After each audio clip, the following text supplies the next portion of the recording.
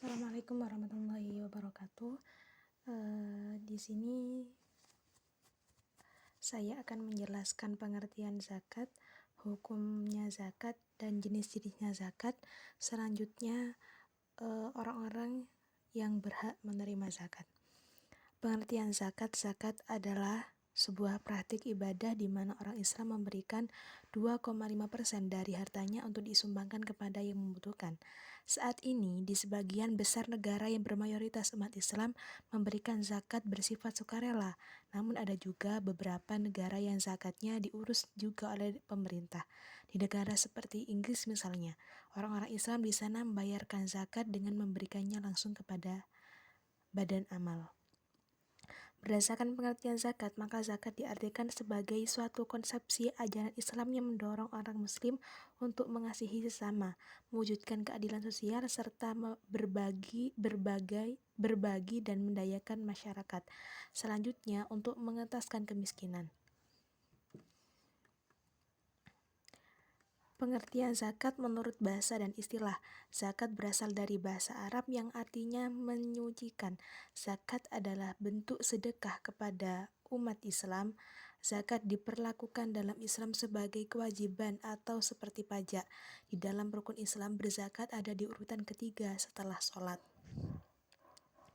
Meskipun zakat diwajibkan bagi umat Islam, tidak semua orang bisa berzakat. Ada beberapa syarat untuk berzakat, misalnya memiliki harta yang cukup atau tidak kekurangan. Dalam pandangan Islam, memberikan hartanya kepada orang lain yang membutuhkan bisa menyucikan jiwa mereka dan juga sebagai pengingat bahwa mereka itu bukanlah milik mereka.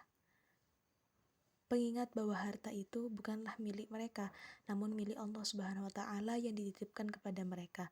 Umat Islam percaya bahwa semakin banyak memberi, maka Allah Subhanahu wa Ta'ala akan memberinya berkali-kali lipat di akhirat nanti.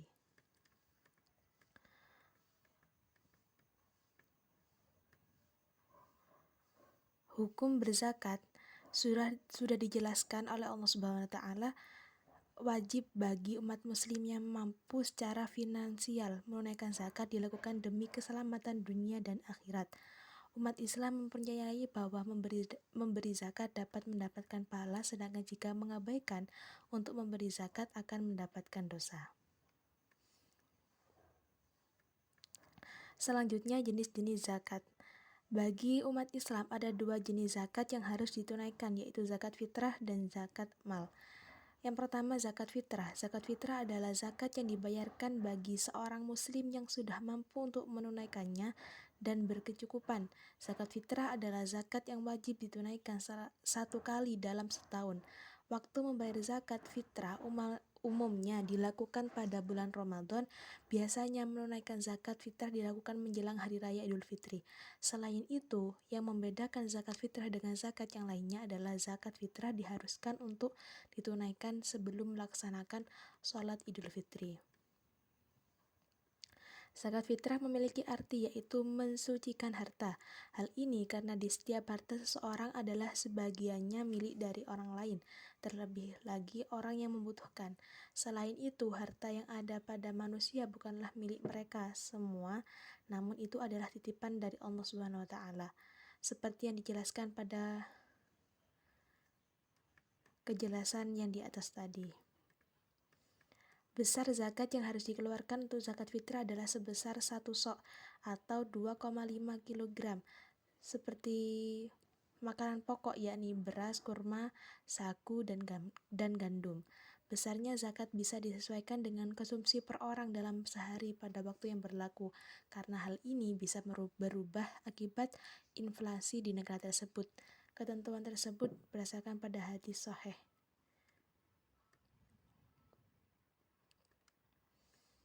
Yang kedua yakni zakat mal. Zakat mal adalah zakat harta sesuai dengan perhitungannya.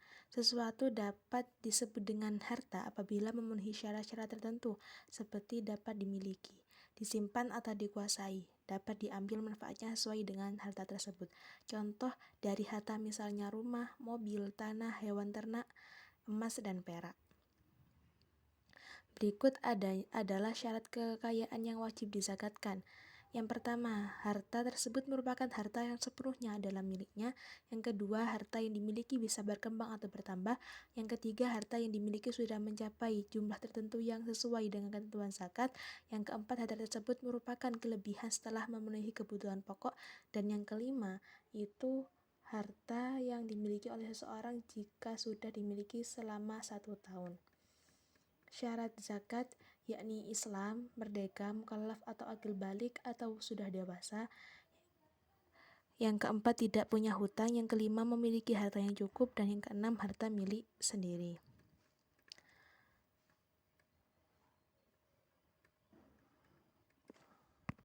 Ada 8 golongan yang berhak menerima zakat. Yang pertama itu fakir, yang kedua miskin, yang ketiga itu riqab, yang keempat itu ghorim, orang yang memiliki utang dan tidak mampu membayarnya. Yang kelima itu musafir, yang keenam itu mu'alaf, orang yang baru masuk Islam. Yang ketujuh itu fisabilillah, orang yang memperjuangkan agama Allah. Dan yang terakhir itu amil, yakni badan yang mengurusi zakat.